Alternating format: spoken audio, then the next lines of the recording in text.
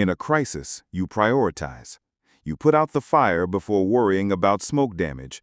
You plug the hole in the boat before you start bailing water. In any emergency, there are immediate actions that must be taken first. If someone suffers a massive heart attack, you begin chest compressions to maintain blood flow to the brain until paramedics arrive with the defibrillator. You apply pressure to a severe wound before you even consider setting a broken bone. But as I sat on my deck, I found myself paralyzed, completely unsure of the right first step. This was a crisis unlike any I had ever faced. As a certified ER nurse, I had always prided myself on my ability to read the subtle cues of a body in distress. I could anticipate a patient's decline long before the monitors started screaming. But the one patient I couldn't diagnose was my own marriage. After 19 years, I finally had to admit it was beyond saving. I had decided I wasn't going to try to resuscitate it. I was ready to let go, but a dark part of me wanted the process to be as agonizing for Clara as possible. However, after some reflection, I adjusted my strategy. I couldn't let our children be collateral damage in this mess, so I resolved to handle Clara and her lover without their involvement. I took a long drink of my beer and surveyed my backyard. The manicured lawn rolled down to the edge of the lake, where a few tall pine and cedar trees stood guard. The house was spacious, 4 bedrooms, 3 baths, and filled with modern comforts I never could have afforded on a nurse's salary alone. It had been a wedding gift from our fathers, a home built on family land by my father's company, Harrison & Sons Construction. I'd never been a man who cared much for wealth. I just wanted enough to provide for my family and enjoy a few simple pleasures. I had a small fishing boat for the lake, a truck to tow it, and a trusted hunting rifle. Family was my anchor, and now it felt as though my anchor had been cut, leaving me adrift. Across the yard, I saw my sister Helen step out of her back door. Her house was a mirror image of mine, right down to the shared dock. I raised my hand and she started walking over. We had to talk. "Starting the party without me, Mark? It's barely past noon," she said, eyeing the beer in my hand. "A whole 6-pack? I'm off for the week and figured, why not? I didn't want to keep running inside for another." I offered her one and she sat down, popping the top. "Okay, what's happening? You had me terrified when you called and said to come over alone and not tell anyone. You promised no one was hurt or dead, but you don't look like you're celebrating." "I know you didn't call me just to be your drinking buddy," she said softly. I took a deep breath and let it out. "Clara's been cheating on me. I found out a few hours ago. An email." I tried to keep my voice steady, but it fractured on the last word. "Are you certain?" "Mark, that has to be some kind of cruel prank, right?" she asked, her eyes wide with shock. I just nodded, telling her. The email contained an attached video. There was no room for doubt. "Who sent it?" she whispered. "I don't know. The email just said, 'Your wife is unfaithful. Here is your proof. More is coming.' It was signed Truthseeker_77. I've never heard of them." Helen was silent for a long moment, her expression shifting from shock to fury. "That cheating snake!" she finally exploded. "How could she? She's always home. When does she even have the time? She's never shown the slightest interest in other men." Then a horrifying realization dawned on her face, and her color drained. "Wait, is she with Greg, my husband? They're cheating on us together?" Her face turned a deep crimson, and tears welled in her eyes. "I wanted to tell you gently," I said, pulling her into a hug. "I've had a couple of hours to process this, just enough to not do something I'd regret." She wiped her eyes, her composure returning with a steely edge, her anger now burning hotter than before. "So what's our next move? Do we wait for them to come home and confront them?" "No, we have to be smart about this," I replied. "We act like we don't know a thing. Tonight, we greet them just like we did yesterday." Helen frowned, skeptical. What, you want us to just act normal? Yes, I insisted. We need a solid plan. We'll see a lawyer tomorrow. The good news is we haven't been exposed to any STDs. Unless you've been holding out on me, I added, attempting to lighten the mood. She shot me the finger. Not funny. I haven't even considered it, not for a second. I might joke about some movie star, but never this. She finished her beer and tossed the can into the recycling bin. I handed her another. For the record, Greg isn't getting anything from me. It's that time of the month, so he's out of luck until this is all over. We can't tell the kids yet, I warned. Not until we figure this out. Helen asked where they were. I sent them to Mom and Dad's for the night. They left right before I called you. No questions asked. They just piled into Leo's car and took off. Between us, we had 5 children. My oldest, Leo, was 18. Helen's oldest, Alex, was a few months shy of that. Then there were the 17-year-old twins, Mia and Noah, and my daughter, Sophie. 5 kids in under 2 years had made our homes a whirlwind of chaotic, beautiful life. Greg had always been a great uncle, helping the kids with homework and school projects, while I handled the fun outdoor stuff. I wasn't a huge sports guy, but I took them camping, fishing, and hunting. We started with trips in the nearby woods and eventually ventured further into the state parks. Greg would usually drive one car, and I'd take the kids in mine. The trips became more crowded as they got older, so we started teaching them to be more self-sufficient, to fend for themselves. They learned to work as a team, and I was immensely proud of them. They were resilient, resourceful, and they understood the profound value of family. But now that very family was fracturing, and I had to find a way to manage the demolition without losing everything that mattered. 3 weeks earlier, I'd arranged my work schedule to take a full week off. I spent the time with the kids at our grandfather's old lakeside cabin, driving the boat with the girls while the boys took turns water skiing. We fished, we grilled, we enjoyed just being a family. It felt perfect, but I was oblivious to the fact that Clara and Greg had entirely different priorities. The thought of telling the kids about the affair was a knife in my gut. Family was everything to me, and the thought of tearing it apart was unbearable. I spoke to Helen again. We can't keep this hidden forever. I know, but we don't have to tell them right this second. I'll make sure nothing seems off. I can never forgive this Clara. Her excuses won't mean anything. I have to figure out how to move forward without losing everything. I can't let her take the kids, and I can't let my anger push me into doing something reckless. Helen nodded in agreement. I understand. The next step is making sure she doesn't walk away with everything. I'll do whatever it takes to make sure she doesn't get a penny more than she's owed. I nodded, knowing Clara might be legally entitled to more, but Helen had a plan. Our homes are protected, she said with a sly smile. Grandpa made sure of that. Clara and Greg can't touch them. She can try for the house or some of our things, but she has no legal claim to the property itself. Helen then reminded me of the prenuptial agreement Clara and I had signed. Dad insisted on it, remember? She said.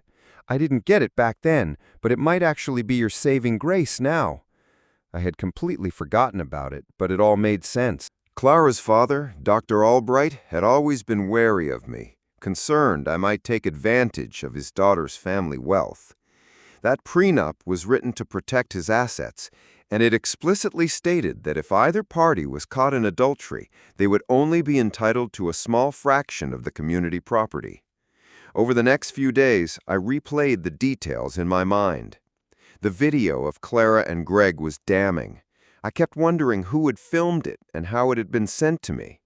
The more I thought about it, the more questions I had. Helen insisted on seeing the video, and as she watched, her fury grew.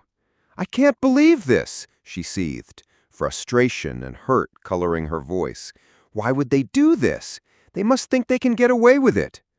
We agreed we had to be strategic in how we moved forward, not just to deal with Clara and Greg, but to protect ourselves and our family. After a while, Helen fell silent. I thought she was just processing, but then I heard a quiet sob. It broke my heart to see her pain, and I couldn't hold back my own tears. We sat there, the weight of the situation settling upon us, knowing nothing would ever be the same. I wasn't truly drunk, but I played the part that evening. Holding a half-empty beer, I greeted Clara at the door with an overly enthusiastic hug and kiss. I expected her to pull back, but instead she kissed me back with a passion that now felt hollow. As I drew away, I searched her face for any sign of guilt, anything unusual, but there was nothing. She was as beautiful as ever, and despite everything, a part of me was still drawn to her. But the rage I'd felt earlier quickly extinguished that desire. I was suddenly disgusted, and my earlier feelings faded. I couldn't go through with the charade. "Dinner's ready," I said, abruptly ending the moment. The next morning, I watched Clara get into Greg's car as they headed to work together. Then I called Helen. "How did last night go?" "It was fine," she said. "We joked around to keep it light. I almost lost it when Greg made a move, but I managed to hold back. He'll probably want to see Clara today anyway." She laughed bitterly. "He's so lazy when it comes to love. He avoids anything uncomfortable, so no real surprises there." By 10 a.m., Helen and I were in the office of her colleague, Arthur, a divorce attorney. Helen handled most of the trust and estate work, and Arthur had known our families for years. He agreed to represent both of us. "Are you sure you have concrete proof?" he asked. We confirmed we did, but preferred not to present it just yet. "No problem, as long as the evidence is solid," he said, shifting to the legalities. "I've reviewed your prenuptial agreements, and they're ironclad. Honestly, Mark, I'm surprised you signed something so stringent. Did you have legal counsel?" "My father insisted," I replied. "He made me consult a lawyer before I signed, and he made sure Helen had the same agreement before she married Greg." Arthur was impressed. "You could have been at serious risk if either of you had cheated. But here's the bottom line. Infidelity means the guilty party gets only 20% of the community property. That includes savings, bank accounts, investments. Everything else is off limits." "Wait," I asked, "what if Clara has money she never told me about?" "That's considered community property too," Arthur explained. "But any assets she had before the marriage are hers alone. As for things you've upgraded, like the houses or appliances, that can get tricky. The houses themselves are protected, but improvements, like the new solar panels, could be considered community property, depending on how they were funded." "So she only gets 20% of everything," I confirmed. "She can have that," Helen interjected, "but I'm not letting Greg take anything else." "We can use this to our advantage," Arthur said with a smile. "We can make them move their belongings, pay for their own storage. That could be more hassle than it's worth for them." If they're smart, they might just walk away. He then warned us to be careful with the video evidence. Keep it secure. If it leaks and they can prove you shared it, they could sue you. However, if they filmed themselves and it got out, that's their problem. Helen and I exchanged a look. We had considered sharing the video with family, but we weren't ready for that fallout. We needed to know who filmed it first. The next step was to decide when to serve the divorce papers. I wanted to wait until Friday to let them stew over the weekend, but Arthur advised against it. "Dragging this out will only make it more expensive," he said. Instead, we settled on Thursday at noon. He would also demand full financial disclosures from both of them, a task that would surely keep them occupied and stressed through the weekend. At first, Helen and I wanted to be present when they were served, just to see their faces. We even joked about setting up a lunch to do it. Arthur quickly vetoed that idea. Entertaining, yes. Smart? Absolutely not. We eventually decided to have them served at work, right in front of their colleagues. After leaving Arthur's office, Helen and I spent hours at the bank. We opened new personal accounts, transferred the majority of the funds from our joint ones, paid off all shared credit cards, and closed any accounts linked to our spouses. There were no major debts, just minor loose ends. Arthur had warned us to document every single transaction to keep everything legally sound. Later that day, I checked my email and found more videos of Clara and Greg. The footage was from the same location. I replied to the anonymous sender, thanking them but also expressing my concern about the material becoming public. Privately, however, I wanted the entire world to see. Still, I couldn't risk a foolish mistake that could backfire legally. Soon after, I received a new email with only an address: 745 Elmwood Drive, Suite 3B. When I visited the building, the receptionist was unhelpful until I hinted that my brother-in-law might be involved in some questionable business. She folded immediately. Within minutes, I had the lease information. The apartment was rented under their company's name with Greg's signature on the lease. Their secret hideaway was no longer a secret. I couldn't help but wonder how their employer would react when this all came to light. When Thursday arrived, Clara's reaction was immediate and explosive. 30 minutes after being served, she called me, furious. "What is this? A divorce? Are you serious?" she screamed. "I know about you and Greg. I'm setting you free." Clara, still in denial, tried to turn it around. "You're unbelievable. There have been whispers, sure, but he's my brother-in-law. Are you really falling for this?" "I guess I am," I replied flatly. "You will regret this. I'll take the kids, the house, the boat, the truck, everything. You'll be left with nothing but bills," she raged. I had anticipated this reaction. Helen and I were prepared. I remained calm. "We'll see about that. I suggest you get a lawyer." I paused. "Oh, and by the way, your things are being packed as we speak. Helen is handling Greg's. They'll be ready for pickup this afternoon. The locks have been changed, and we have restraining orders. You'll need to find a new place to stay until the court decides otherwise." Her enraged screaming faded off as I hung up the phone. 10 minutes later, a text from Helen came through. "Backyard, bring the cooler and fill it up." "That idiot Greg," she said, cracking open a beer. "He's denying everything. He claims we're just hearing rumors. He actually told me we've never even held hands in public. Can you believe that?" Clara said the same thing, but Greg is just trying to cover his tracks. He's pretending there's no problem, that it's all a big misunderstanding. I'm so furious right now. If he were here, I'd— She trailed off, shaking her head. "I told him to come get his things, but only after calling first. I warned him I'd be waiting at the door with a tool. Arthur is sending 2 deputies over soon, just in case things get heated." I wasn't thrilled about deputies being there, but Arthur had insisted. "It's better to be safe than sorry," he had said. "If Greg does something foolish, you could end up in jail. Let the deputies keep things under control." "Thank you for talking to the kids earlier," Helen said, her voice softening. "I don't know how you did it. I started crying just hearing you tell them. I couldn't have done it." We had told the children together, explaining the situation as gently as possible. I had expected to break down myself, but somehow I held it together. "The kids were surprisingly calm," Helen added. "It was almost like they already knew.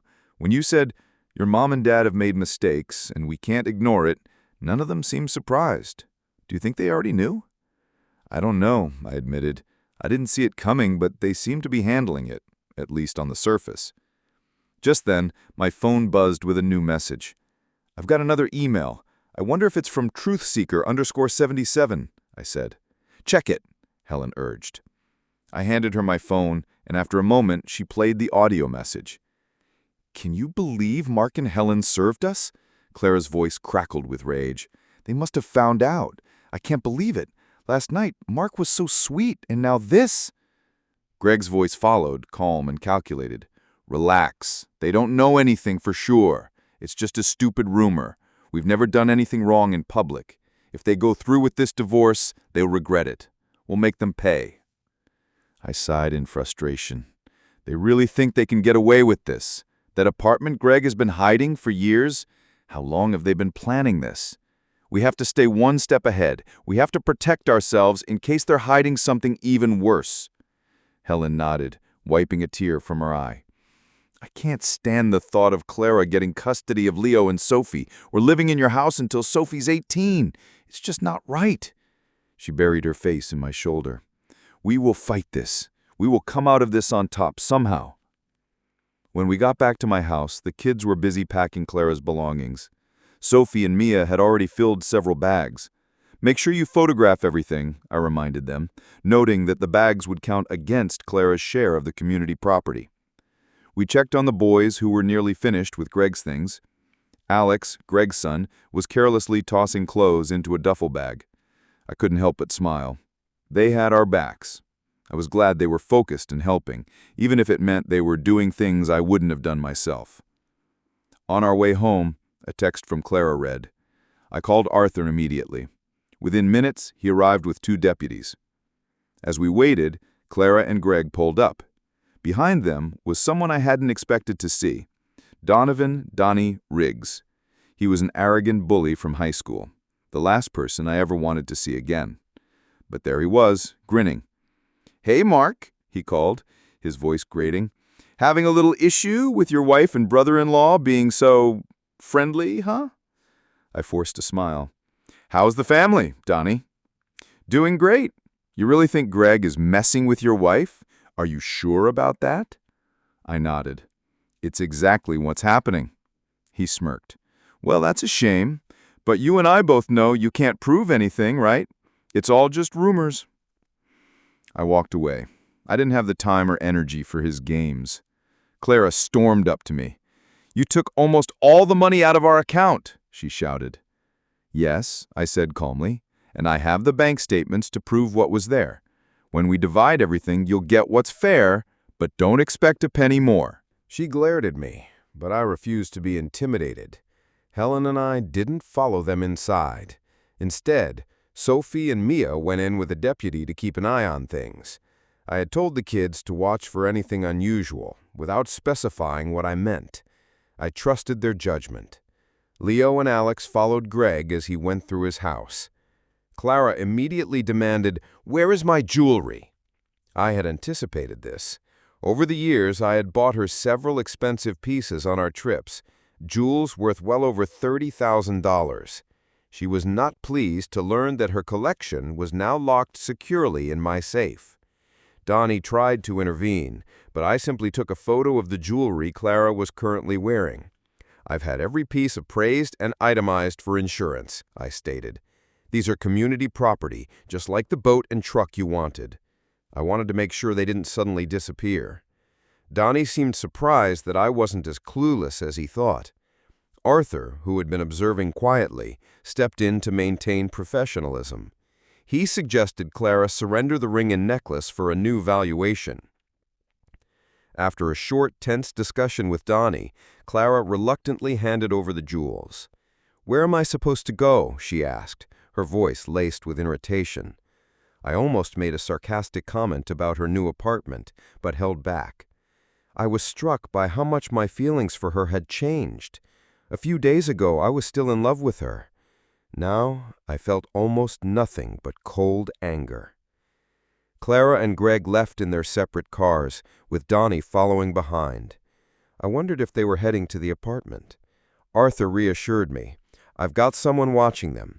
If we can expose that apartment, it will help in the negotiations. Unfortunately, they were one step ahead and checked into a Holiday Inn, with Donnie carrying their bags inside. I started making plans to buy more storage drives for the audio and video files I was still receiving. That evening, as Helen and the girls were making dinner, my phone alerted me to another email. Helen followed me into the den to see what it was. It was another audio file from Donnie. "Mark might have someone following you," he warned. "That's why I told you to stay at a motel. You need to make it look like you slept in separate rooms to throw off anyone who might be checking." Greg grumbled. "This is getting ridiculous. My credit card was declined when we checked in. It's humiliating. I'm calling the bank for a new one." Donnie continued. "Make sure you document all your assets. If you have any secret funds, protect them. Your spouses can't take what they don't know about. But be careful. If you try to hide assets, it could lead to perjury charges." Greg responded angrily. "I'll be damned if Helen gets another dollar of my money. Let's go to the Bahamas tonight, open an account, and move the money. We can clean our tracks, mess up the beds here, and make it look like we stayed the night." The message ended. Helen gasped. "They have secret accounts? But how? Where did they get the money? I've seen their bank statements. We don't earn enough to be hiding large sums of cash." I felt a deep unease, but tried to focus on the next steps. Clara and I each had a small weekly cash allowance for minor purchases. Most of our expenses were on credit cards, and we always reviewed the statements for anything unusual. I told the apartment manager that Greg might be involved in selling pills or running a brothel. I was just trying to rattle her, though. "You don't think he's actually doing something like that, do you?" "Greg? Mr. By-the-Book?" I laughed. He wouldn't know where to start. Then again, I never thought he would cheat on you. We decided to drop the subject for the night. There was nothing more we could do about hidden accounts for now. We joined the kids for dinner. The next morning, I went to Arthur's office. I had arranged to have the jewelry appraised, and while I was there, I had my firearms appraised as well. It didn't cost much other than the price of a new handgun I'd been meaning to buy. At least now Clara couldn't dispute their value. Helen was busy at work, so we met at Arthur's office later. I played him the new audio files. "I would love to know who is sending you these," Arthur said. "The speed at which they got these recordings is impressive. A private investigator couldn't have moved this quickly. As for the bank accounts, we might need a judge's order to access them, and that could take time." He paused. "Are you certain you haven't noticed any money missing?" We both shook our heads. It doesn't make sense for them to be hiding a significant amount. But if they've been squirreling away small amounts for years, it could have added up. Arthur continued, "I've expedited the divorce process as much as possible.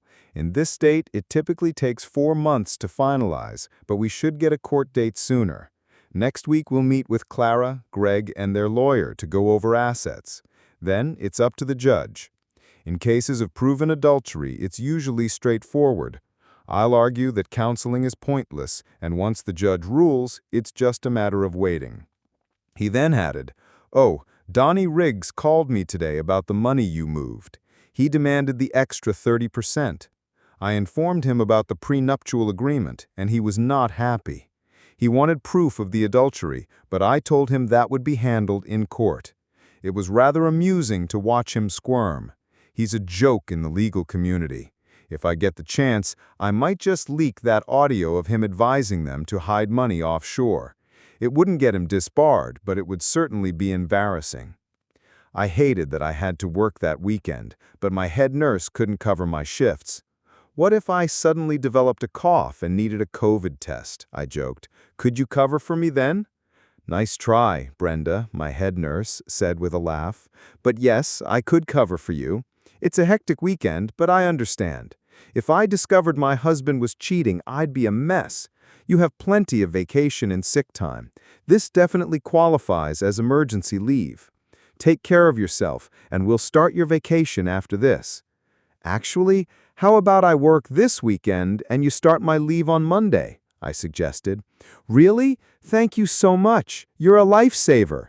I'll start your leave with sick time and then switch it to vacation. Take all the time you need and keep me posted." Work was a welcome distraction. Weekends in the ICU were always intense, with fewer scheduled procedures, but a constant need for vigilance. I was at the nurse's station when I saw my father-in-law, Dr. Albright, waiting for me. "What brings you to the ICU, Dr. Albright?" I asked, trying to sound casual. He was in no mood for pleasantries. "Cut the act, Mark. We need to talk," he hissed. Once we were in the head nurse's office, he demanded, "What's this about you kicking Clara out? I heard she was crying to her mother all night." I didn't sugarcoat it.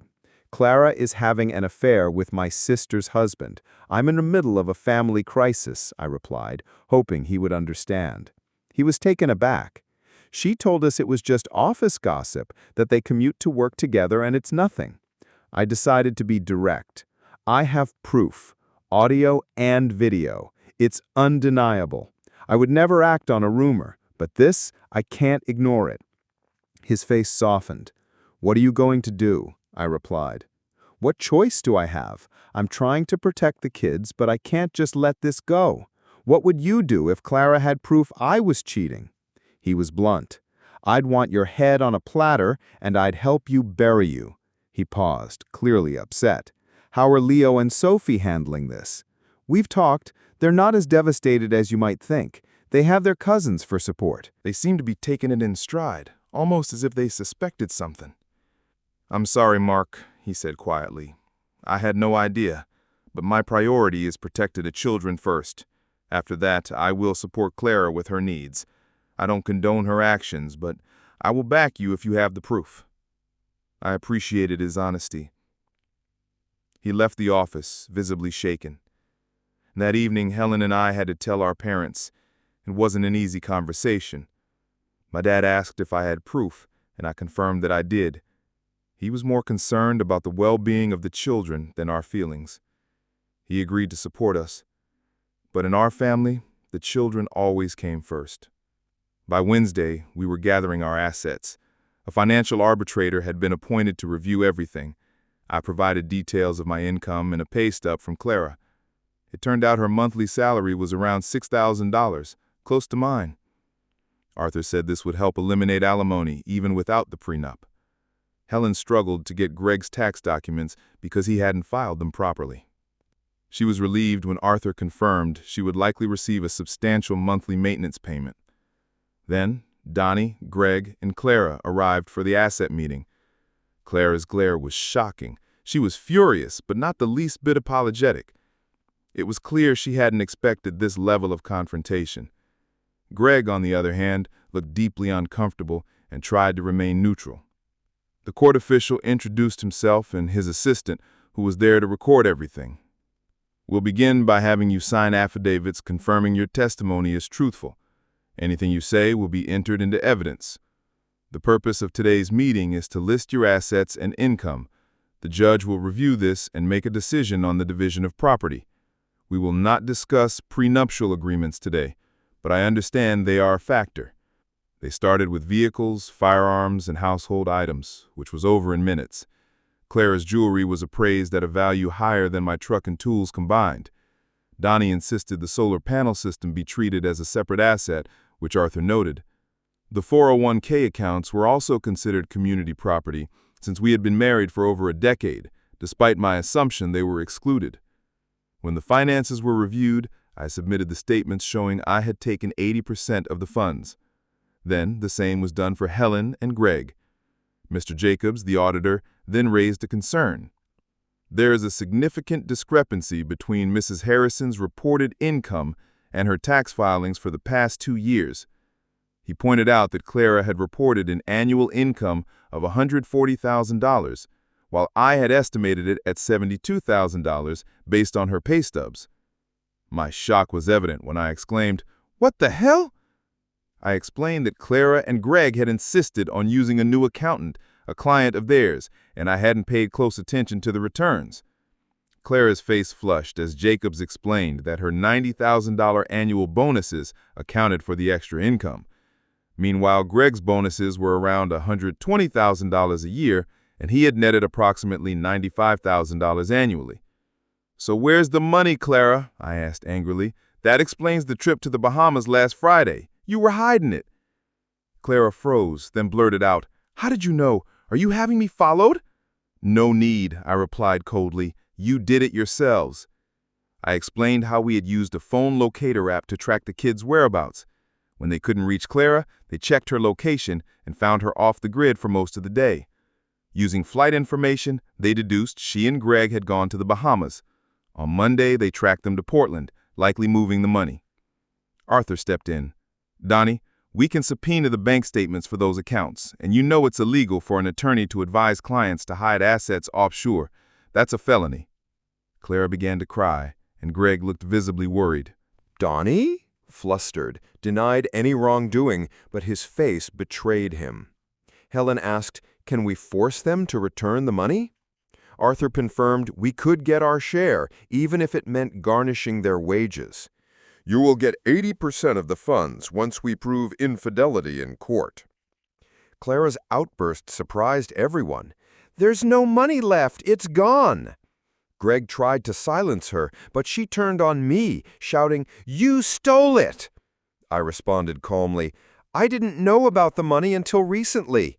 How are you going to explain spending it or gambling it all away?" Clara insisted they had tried to transfer the money in the Bahamas, but the transfer was rejected. They had gone to Portland to investigate. She claimed the money had been transferred a week before the divorce was filed, but there was no record of it. Jacobs offered to investigate the Portland account, confident he could get results quickly and enter them into the court record. When Clara and Greg left the room, Helen and I were left with unanswered questions. "Where did the money go?" she asked, frustrated. I shrugged, thinking, just one more mystery to solve. Somehow, Arthur and Donnie fast-tracked our case. I suspect Clara and Greg pressured Donnie to get us before a judge as soon as possible. After a week at the Holiday Inn, they moved into an apartment. I couldn't help but laugh at the thought of them struggling with their finances in their secret love nest. The few $1,000s they had wouldn't last long, especially with Donnie's exorbitant fees.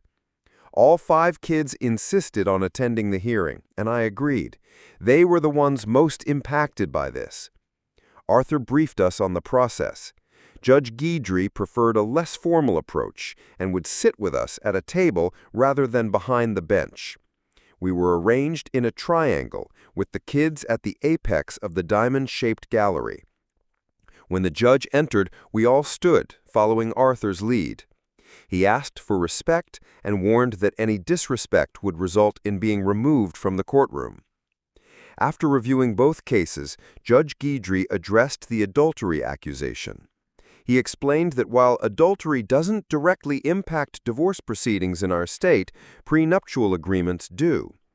He then addressed the discrepancies in cash assets and the attempts to hide funds. The investigation had revealed that Clara and Greg had $150,000 and $175,000, respectively, in Portland accounts, but the money had been transferred a week before the divorce was filed. The transfer was legal, and the money had been distributed among 5 accounts belonging to their children. I was stunned. Clara had hidden the money in plain sight. The judge, with a faint smile, acknowledged their cleverness, but pointed out that these actions couldn't be reversed without proof of fraud. Since no one could prove fraud, the money belonged to the children. I was relieved to see the furious looks on Clara and Greg's faces, knowing their hidden funds were lost to them. We all shook our heads when asked if we had proof of fraud. The next issue was custody. Sophie raised her hand and declared she wanted to live with me because her mother had cheated. Leo and the others agreed, while the younger kids chose to stay with their mother for the same reason. Judge Guidry took note, but reminded Sophie that the legal process had not yet officially established infidelity. She then pointed out that she could petition for emancipation at 18 and that her college fund, now significantly larger, could support her. Her siblings echoed her sentiment. The judge, trying to hide a smile, addressed their desire for emancipation and warned them to sit down, assuring them their wishes would be considered. Finally, Arthur presented the evidence of Clara and Greg's adultery. Explicit photos of them together. Donnie immediately objected, claiming the photos could have been altered, but it was a flimsy defense. The evidence was clear, and Arthur stood his ground. Judge Guidry looked at Arthur, then at Helen and me. Arthur nodded, signaling for me to speak.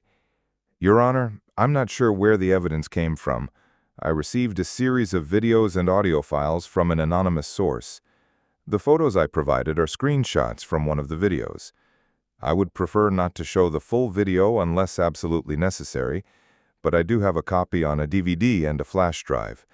However, if you do wish to play it in court, I would ask that the children be excused. They don't need to witness this. Sophie spoke up. It's not a problem, Dad. We've already seen it.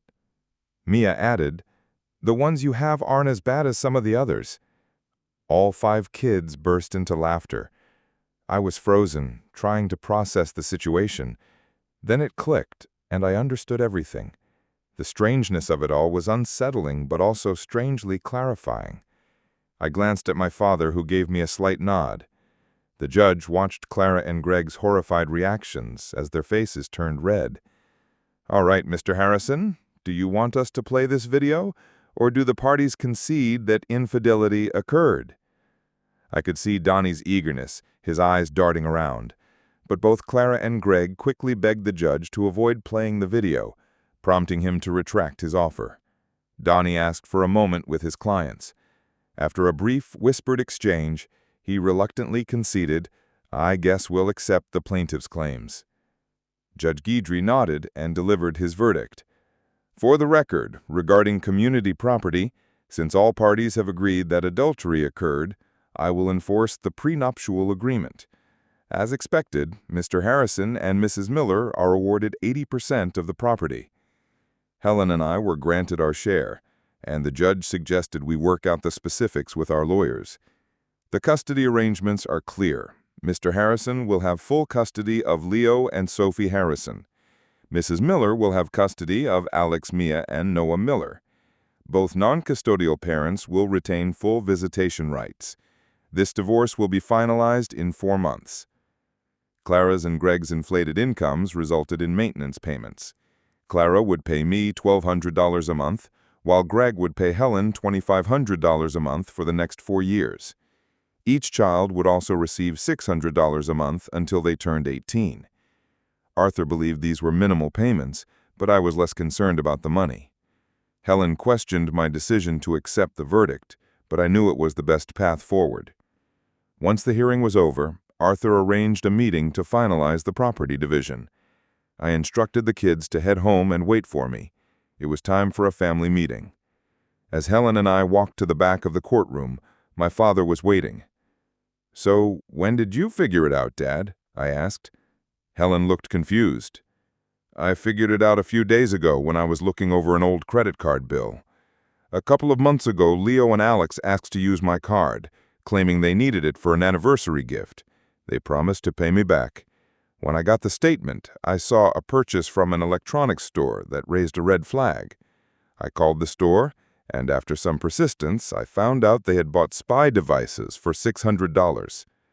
"Spy gear?" I asked, astonished. Dad continued, "I followed your home from the lawyer's office, trying to piece it all together. I wanted to hear the rest." At home, the kids were waiting. I suggested we all sit around the kitchen table. Helen grabbed beers for my dad and me, and Leo and Alex held out their hands. "You're not old enough to drink," I said lightly. They shrugged, unbothered. "All right, let's talk. Who wants to start?" Sophie began. "It started when Mia and I went to Mom's office. She wasn't there, and neither was Uncle Greg. We wanted to borrow some cash, but the secretary said they had been gone for a while. We checked our phones and saw them at an address that led to an apartment. We saw Uncle Greg's car, and that's when we started watching them. They went there 3 times over a few days, staying for about an hour and a half each time. We told the boys what we saw." Alex spoke up. "We found these small tracking bugs online that can be placed in cell phones. Once you download the app, it basically runs like a silent phone call in the background. It doesn't interfere with regular calls, but it drains the battery faster and picks up any sounds around the phone. We talked Grandpa into letting us use his credit card to buy them. Sorry about that, Grandpa." He paused. "Putting the bugs on their phones was the easy part. Then we took turns listening to their conversations and recording anything that seemed important." "That explains the audio recordings," I said. "But how did you get video footage and know which apartment they were using?" Sophie replied, "We checked their keys. They both had a key labeled 3B, which wasn't their office number. So Leo copied Mom's key and we went to the apartment a few times to look around. That's when we decided to get cameras." Dave chimed in. "We bought some cameras and a small transmitter. It was pretty cool." He seemed excited by the technology, failing to grasp the gravity of the situation. At least Helen and I were finally getting answers. "The cameras were motion-activated, so they didn't use much battery," he explained. "We taped the receiver under the couch to collect the footage and send it to our own receiver. We just recorded everything." Okay, so you recorded Clara and Greg and sent me the files, I said carefully. I wasn't angry with my kids, but I couldn't ignore how bizarre this all was. But there's still the matter of the money, Sophie said. Dad, the first time Mia and I went to the apartment, we knew Mom was done with us. Not gone, but she wasn't coming back to our family. They had clothes there, mostly underwear, and I even recognized some of Mom's things. There were towels, makeup, everything. We knew what was happening. They were having an affair, cleaning up, and then coming home to you and Aunt Helen like nothing was wrong. We were all so angry. They weren't just cheating on you two, they were cheating on all of us. Mia added, the money was a secondary issue, but when we were snooping, we found papers for a bank account with instructions on how to access it online. It took some time, but we found the accounts. We even went through your desk and Aunt Clara's office while we were waiting for them. The secretary let us in. We found a notebook in her purse with passwords. They weren't obvious, but we figured them out. We realized they used the same password for both accounts. Leo took over. We knew they were messing around, but when we found the hidden bank accounts, we got really angry. We thought they might be involved in something illegal, like selling pills. Dave came up with the idea to move the money into our accounts. Dave blushed. I just thought, we can't let them get rich off this and leave us with nothing. We knew about how assets are split in a divorce, and we didn't want them to keep half of that money. We already had accounts set up by Grandpa, so we figured we should take it. We knew it was risky, but since we're minors and it was our parents' money, we didn't think we'd get into too much trouble. The others nodded. If we had known about the 80-20 split, we probably wouldn't have taken the money, Sophie admitted. But it worked out for the best, I said. Then you started sending me the videos and audio files. Leo nodded. That was the hardest part. We were so angry at Mom and Uncle Greg for what they were doing to all of us. We didn't want to hurt you and Aunt Helen, but we couldn't stand by. So we sent you the first video. We kept an eye on you and knew you were getting more upset because we were avoiding visiting our grandparents. If you had reached for a gun, we were going to tell you everything. We knew you would tell Aunt Helen. That's when it all clicked, and we decided to move the money Mom had hidden. I guess we stole it. Well, we definitely stole it. But we all agreed they had screwed us over, so it felt fair. I hope you and Aunt Helen aren't too upset. I looked at Helen, who was clearly stunned. With a grin, I said, I just hope none of you ever get this mad at Helen and me. But if you ever pull a stunt like this with us, I swear I'll beat you to death, though I'll probably need my walker to do it when I'm in the old folks' home. They all chuckled at my light-hearted threat.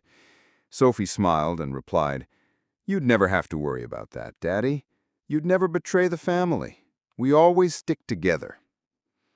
Here's something I don't understand, my dad interrupted. You bought those bugs with my credit card, and they were expensive. Where did you get the money for the video cameras? Leo answered, Oh, the cameras were about $500 each. They could record full video with sound and had motion and sound sensors. We got 5 of them, then another $500 each for the transmitters that sent the signal to a receiver hooked up to Sophie's computer. That's about $3,500 plus shipping.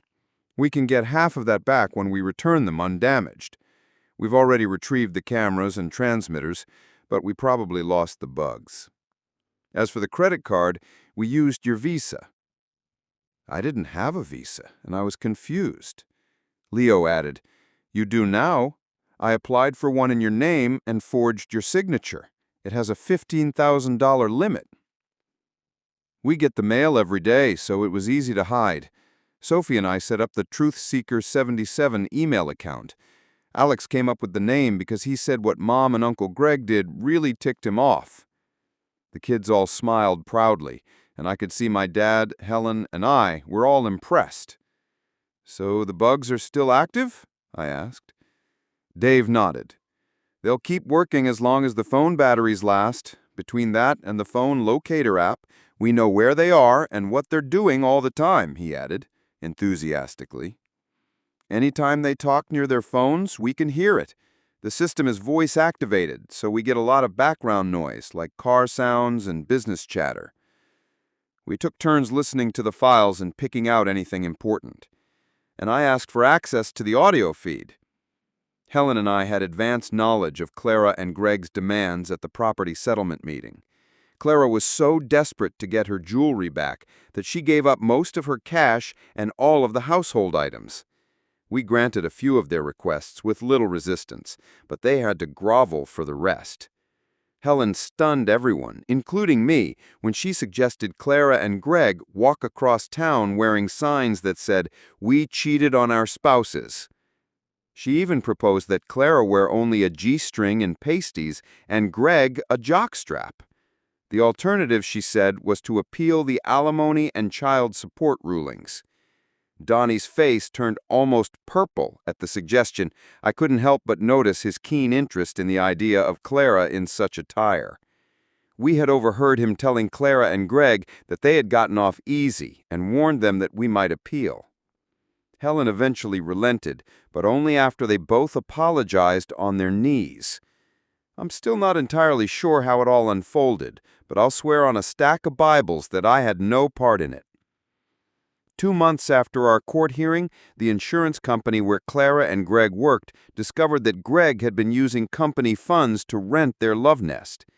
While other employees had received bonuses over the past 2 years, Clara's and Greg's were unusually high. The company, not wanting any unwanted attention, quietly dismissed them both. None of the videos ever made it to the internet, despite our jokes about making Clara and Greg famous. We didn't really care, but the kids didn't want to be embarrassed. I understood their reasoning. Clara and Greg are now in Seattle, working for a small logistics company. Since leaving town, they rarely see the kids or even call.